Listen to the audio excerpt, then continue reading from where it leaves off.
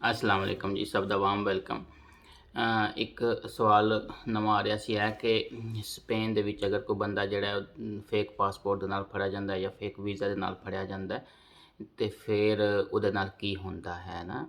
ਤੇ ਅਸੀਂ ਇਸ ਨੂੰ ਥੋੜਾ ਜਿਹਾ ਡਿਟੇਲ ਚ ਸ਼ਾਰਟ ਜਿਹੀ ਵੀਡੀਓ ਬਣਾਵਾਂਗੇ ਤਾਂ ਕਿ ਸੁਣਨ ਵਾਲੇ ਨੂੰ ਸਮਝ ਆ ਜਾਏ ਕਿ ਪਹਿਲੀ ਤਾਂ ਗੱਲ ਹੈ ਕਿ ਇਹਨਾਂ ਚੀਜ਼ਾਂ ਤੋਂ ਥੋੜਾ ਦੂਰ ਹੀ ਰਹਿਣਾ ਚਾਹੀਦਾ ਹੈ, ਇਹ ਦੋ ਨੰਬਰੀਆਂ ਤੋਂ ਹੈ।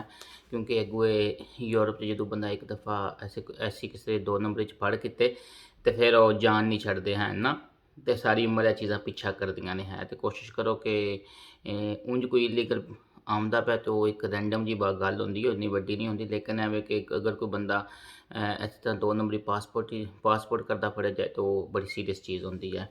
ਇਹਦੇ ਵਿੱਚ ਦੋ ਚੀਜ਼ਾਂ ਨੇ ਹੈ। ਇੱਕ ਤਾਂ ਚੀਜ਼ ਤਾਂ ਹੈ ਕਿ ਕੋਈ ਬੰਦਾ ਜਿਹੜਾ ਉਹ ਕਿਸੇ ਦੇ ਫੇਕ ਪਾਸਪੋਰਟ 'ਤੇ ਸਪੇਨ ਆਇਆ ਮਿਸਾਲ ਦੇ ਤੌਰ 'ਤੇ ਹੈ, ਉਹਦੇ ਕੋਲ ਵੀਜ਼ਾ ਫੇਕ ਹੈ ਜਾਂ ਫੇਕ ਪਾਸਪੋਰਟ ਹੈ, ਠੀਕ ਹੈ ਜੀ ਹੈ। ਔਰ ਉਹ ਸਪੇਨ ਆਇਆ, ਉਹ ਸਪੇਨ ਦੀ ਅਥਾਰਟੀਜ਼ ਉਸ ਦੇ ਨਾਲ ਕੀ ਕਰਨਗੇ ਅਗਰ ਉਹਨਾਂ ਨੂੰ ਏਅਰਪੋਰਟ ਦੇ ਉੱਤੇ ਪਤਾ ਚੱਲ ਜਾਂਦਾ ਤਾਂ ਹੈ। ਮੈਂ ਇਸ ਉੱਤੇ ਕੋਸ਼ਿਸ਼ ਕਰਾਂਗਾ 3-4 ਡਿਟੇਲ ਵੀਡੀਓਜ਼ ਬਣਾਉਣ ਦੀ ਤਾਂ ਕਿ ਹਰ ਪਾਸੋਂ ਹਰ ਚੀਜ਼ ਨੂੰ ਡਿਸਕਸ ਕੀਤਾ ਜਾਏ ਹੈ।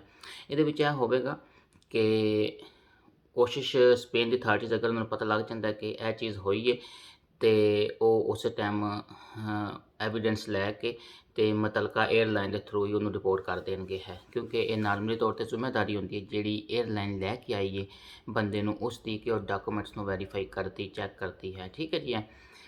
ਤੇ ਉਹ ਫਿਰ ਉਸੇ ਸੂਰਤ 'ਚ ਬੰਦੇ ਦੇ ਮੈਜੋਰਟੀ ਚਾਂਸਿਸ ਹੁੰਦੇ ਨੇ, ਐਕਸੈਪਸ਼ਨ ਹਰ ਕੇਸ 'ਚ ਹੁੰਦੀਆਂ ਨੇ। ਫਿਰ ਇਸ ਗੱਲ ਇੱਕ ਨੂੰ ਬੰਦਾ ਫੜ ਲੈ ਕਿ ਨਹੀਂ ਫਲਾਂ ਕੇਸ 'ਚ ਬੰਦਾ ਨਿਕਲ ਗਿਆ ਸੀ, ਇੱਕ ਲੈਦਾ ਚੀਜ਼ ਹੈ, ਠੀਕ ਹੈ ਜੀ। ਦੂਜੀ ਚੀਜ਼ ਇਹ ਵੇ ਕਿ ਇੱਕ ਬੰਦਾ ਸਪੇਨ ਦੇ ਵਿੱਚ ਕਿਸੇ ਕੋਲ ਫੇਕ ਪਾਸਪੋਰਟ ਸੀ, ਉਸਨੇ ਬਣਵਾਇਆ ਸੀ ਜਾਂ ਬਣਾਇਆ ਹੈ, ਔਰ ਬਾਅਦ ਲੋਕ ਜਿਹੜੇ ਨੇ ਇੱਥੋਂ ਟਰਾਈ ਕਰਕੇ ਇੰਗਲੈਂਡ ਜਾਂਦੇ ਨੇ ਜਾਂ ਕਿਸੇ ਹੋਰ ਮੁਲਕ ਚਲੇ ਜਾਂਦੇ ਨੇ ਹੈ ਜਾਂ ਕੋਸ਼ਿਸ਼ ਕਰਦੇ ਨੇ ਜਾਣ ਦੀ, ਤਾਂ ਉਹਨਾਂ ਦਾ ਕੀ ਹੋਵੇਗਾ ਹੈ ਕਿ ਉਹਨਾਂ ਨੂੰ ਉਸ ਟਾਈਮ ਗੌਰਮੈਂਟ ਛੱਡ ਦੇਗੀ ਜਾਂ ਕੀ ਚੱਕਰ ਕਰੇਗੀ ਹੈ। ਕਿ ਅਗਰ ਸਪੇਨ ਦੀ ਅਥਾਰਟੀਜ਼ ਕਿਸੇ ਨੂੰ ਫੜ ਲੈਂਦੀ ਹੈ ਤੇ ਪਿਛਲੇ ਦਿਨਾਂ 'ਚ ਵੀ ਖਬਰ ਆਈ ਸੀ ਕਿ 2 ਅਲਬਾਨੀਆ ਦੇ ਬੰਦੇ ਸੀ, ਉਹਨਾਂ ਕੋਲ ਵੀ ਫੇਕ ਪਾਸਪੋਰਟ ਸੀ ਔਰ ਯੂਕੇ ਜਾਣ ਦੀ ਤਿਆਰੀ ਕਰ ਰਹੇ ਸੀ, ਨਾਲ ਉਹਨਾਂ ਦੇ ਇੱਕ ਬੱਚੀ ਸੀ ਉਸ ਨੂੰ ਵੀ ਅਥਾਰਟੀਜ਼ ਨੇ ਚੈੱਕ ਕਰ ਲਿਆ ਸੀ, ਫੜ ਲਿਆ ਸੀ। ਬੜੇ ਸਪੈਸ਼ਲਿਸਟ ਲੋਕ ਹੁੰਦੇ ਨੇ ਔਰ ਉਹਨਾਂ ਨੇ ਵੀ ਉਹਨਾਂ ਨੂੰ ਫਿਰ ਉਹਨਾਂ ਦੇ ਜੁਡੀਸ਼ੀਅਲ ਇਨਕੁਆਇਰੀ ਚੱਲੀ ਸੀ ਉਸ ਦਾ ਫਿਰ ਕੇਸ ਚੱਲਦਾ ਹੈ, ਠੀਕ ਹੈ ਜੀ। ਅਗਰ ਕੋਈ ਸਪੇਨ ਦੇ ਅੰਦਰ ਫੜੀ ਜਾਂਦਾ ਤਾਂ ਉਸ ਦਾ ਉੱਤੇ ਕੇਸ ਚੜੇਗਾ, ਜੁਡੀਸ਼ੀਅਲ ਕੇਸ ਹੋਵੇਗਾ। ਔਰ ਜੁਡੀਸ਼ੀਅਲ ਕੇਸ ਦੇ ਵਿੱਚ ਵੀ ਅਗਰ ਬੰਦਾ ਗਿਲਟੀ ਪ੍ਰੂਫ ਹੁੰਦਾ ਤੇ ਉਸ ਦੀ 3 ਤੋਂ 6 ਸਾਲ ਕੈਦ ਹੋਵੇਗੀ ਹੈ, ਔਰ ਪਲੱਸ ਜਿਹੜਾ 6 ਮਹੀਨੇ ਤੋਂ 24 ਮਹੀਨੇ ਜਿਹੜਾ ਉਹ ਜੁਰਮਾਨੇ ਵਿੱਚ ਕਾਊਂਟ ਹੋਵੇਗਾ। ਕਿਉਂਕਿ ਇਹ ਕ੍ਰਾਈਮ ਜਿਹੜਾ ਇਹ ਅਥਾਰਟੀਜ਼ ਦਾ ਨੈਸ਼ਨਲ ਡਾਕੂਮੈਂਟਸ ਨੂੰ ਫੋਰਜ ਕਰਨ ਦੇ ਜ਼ਮਰੇ 'ਚ ਆਉਂਦਾ ਹੈ, ਠੀਕ ਹੈ ਜੀ ਹੈ।